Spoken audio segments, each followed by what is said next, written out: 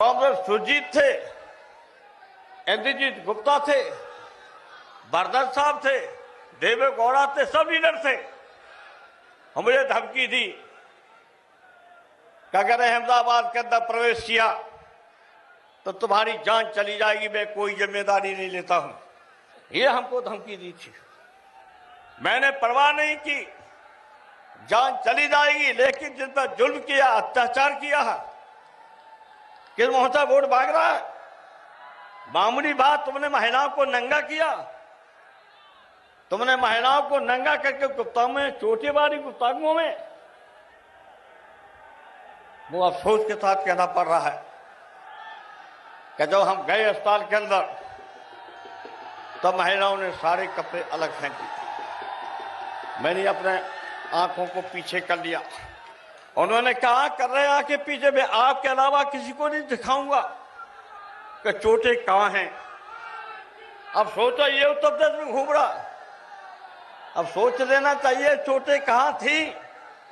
उन बहनों ने खुल करके कहा, मैं मुलायम सिंह को ही चोट दिखा सकते हो, किसी को नहीं। कहां चोटें थी।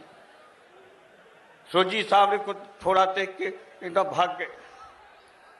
यह अत्याचार करने वाला, जिसके अंदर कोई इंसानियत नहीं, वो मुलायम सिंह पर टिप्पणी करेगा, आजम साहब टिप्पणी करेगा, समाजवादी पार्टी की टिप्पणी करेगा।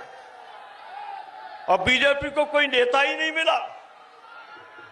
यही जुल्म करने वाला, महिलाओं को नंगा करके गुप्तांगों में चोट पहुंचाने वाला, गुजरात के अंदर जिन्होंने आंखों से देखा, बातचीत की। और मैं कहूंगा, वहां के मुसलमान भाइयों को रोका गया और हमको धमकी दी कि अगर प्रवेश किया तो तुम्हारी हत्या होगा, मैं जिम्मेदार नहीं। मैंने एमएसपी से कहा, मुझे मौका दीजिए, मैं जाऊंगा। नहीं दिया, मैं चला गया। मैं उन मुसलमान भाइयों को बधाई देना चाहते, एक मैदान में हजारों की तादाद में इकट्ठे हो गए और कर्फ्यू की ऐसी तैसी कर दी। सुरजीत साहब का है नहीं, कहते कि ये मरवा देगा मुलायम सिंह, ध्यान रखिए। क्या करें हम, अगर इसके साथ नहीं जाते तो दिक्कत होती है, जाते तो मरवा देगा। क्योंकि फैसला किया था डीएमएसपी कि आप अंदर नहीं आ सकते।